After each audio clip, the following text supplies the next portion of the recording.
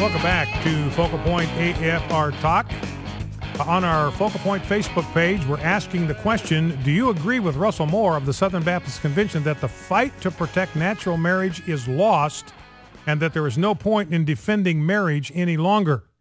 And we're already getting people responding to this. Lisa says, doesn't Paul talk about perseverance? First of all, she says, absolutely not, with an entire string of exclamation points. Absolutely not do we give up on the fight to protect marriage.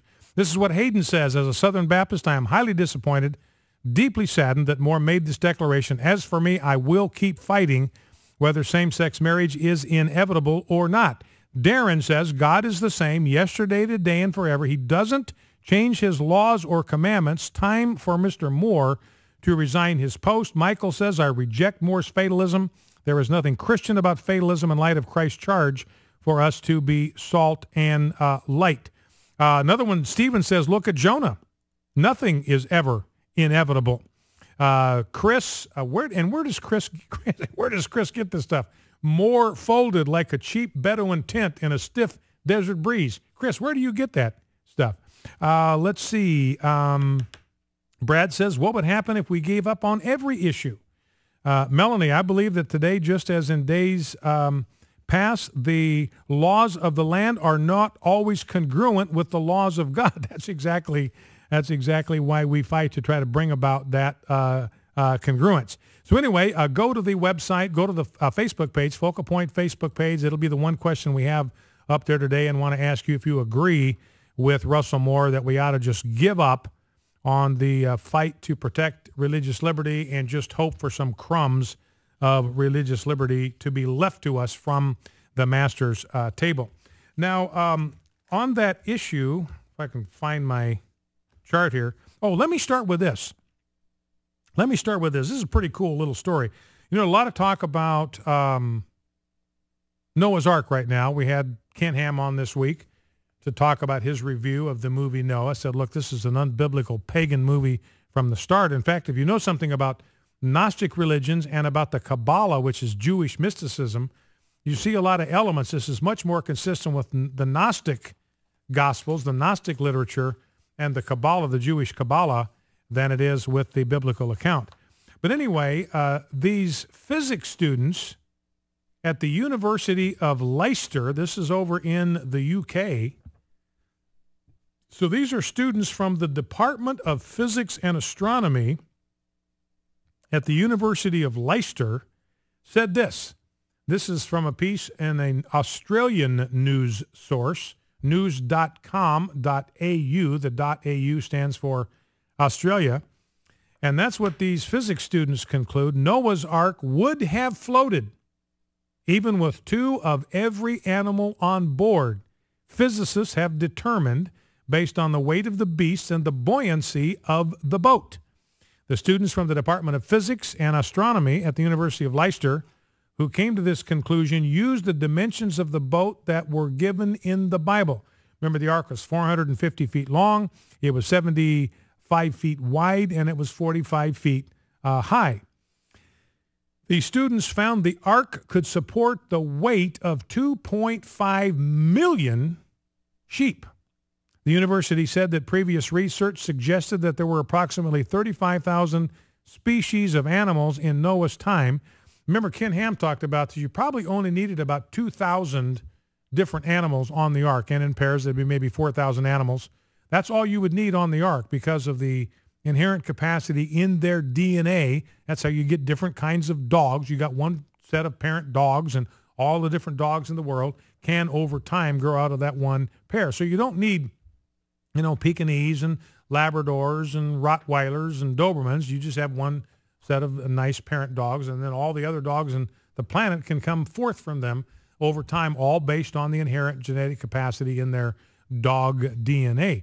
So Ken Ham says, you know, you probably only need 2,000, and I think you probably by that 4,000, two of every kind, only 2,000 kinds. The biblical word is the word kinds, and it seems to be broader than the word species, a little bit smaller than the word family, somewhere in that neighborhood. Anyway, so what these guys are saying, look, if it can hold 2.5 million sheep, it's got enough, it can sustain the weight of 2.5 million sheep, then it can handle 4,000 animals.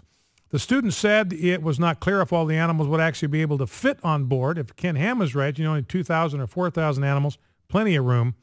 But if they did, the boat would still float. Even if you had two of every kind, 70,000 animals on the ark, you found a way to get 70,000 animals on the ark, two of every kind of species that they thought existed at Noah's time, the ark would float, even with 70,000 animals on it.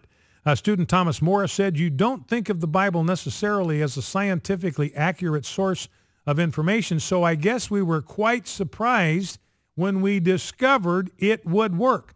Now, let me ask you this. Were you surprised? Are you surprised to discover that this would work, that it would float and could handle enough animals to get the job done? I wasn't. You weren't. Why? Because we have a confidence in the authority and the accuracy of the Scriptures. Now, these guys are compelled. Notice this is terrific confirmation of the accuracy of the Scripture. This confirms the solidity of the Bible as a source of reliable information. These guys didn't expect the Bible to be true. They do the research. These are physicists doing this, and they say, look, the ark would float, and it would be able to sustain all of the animals that were necessary to protect and to preserve animal life. Don't forget to go to One News Now, read my column, and vote in the poll. Register your vote there on the poll about whether you think we ought to continue to fight the good fight on marriage, even if we are headed toward defeat, which I don't believe for a minute that we are. But even if we were, I mean, worst case scenario, do you think if we were convinced we were going to lose, do you think that we ought to go ahead and just give up? On the religious liberty front, you might have heard this on the news. A federal appeals court has barred schools in New York City from renting their facilities to churches on the grounds that this would violate the First Amendment of the Constitution. Now, you and I both know the answer to this question, but it's worth reviewing, and that is quite simply this. It is impossible, ladies and gentlemen, it is impossible for a school, no matter what it does, it is impossible for a school to violate the First Amendment to the Constitution. Why? Because a school is not Congress. The First Amendment applies to Congress and to Congress alone.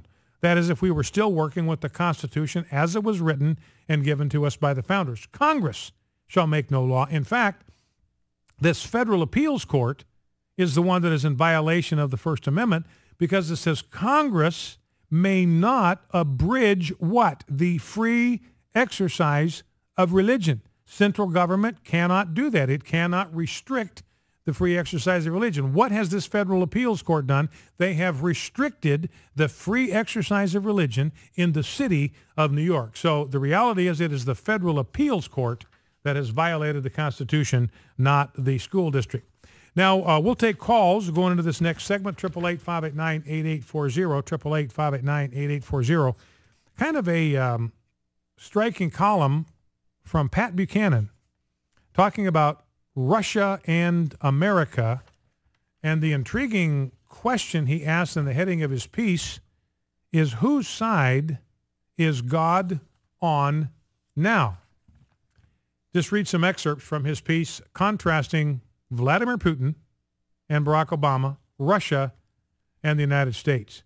In his Kremlin defense of Russia's annexation of Crimea, Vladimir Putin, by the way, McDonald's just closed down their 3 restaurants in Crimea, so another victim of Putin's aggression.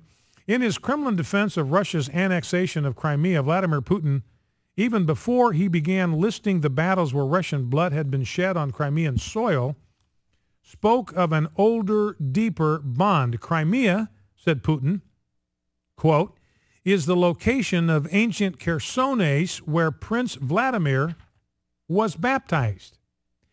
And he's named after this guy, he's probably named after this Prince Vladimir. His spiritual feat of adopting orthodoxy or Christianity predetermined the overall basis of the culture, civilization, and human values that unite the peoples of Russia, Ukraine, and Belarus. Now, notice, by the way, what Putin is saying, man, I'm going after them all. After I get done with Crimea, I'm going after Ukraine. After I get done with Ukraine, I'm going after Belarus. So there's no question, ladies and gentlemen, that he is out to rebuild the old Soviet Russian Empire.